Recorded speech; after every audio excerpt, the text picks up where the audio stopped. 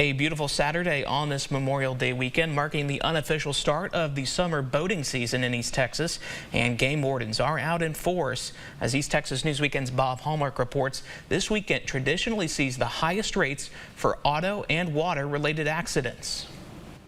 Boaters and beachgoers began arriving early today on waterways such as Lake Gladewater and Lake Hawkins in the first big weekend of late spring, early summer fun.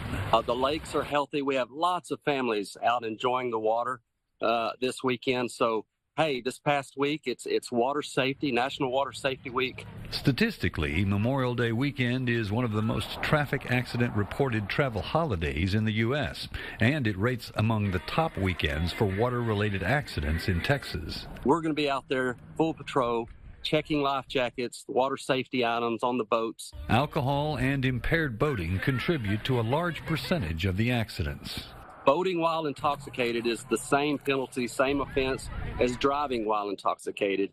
You can go to jail. Absolutely. We'll be doing sobriety checks throughout the weekend and throughout the summer. But most accidents can be prevented by observing some simple rules.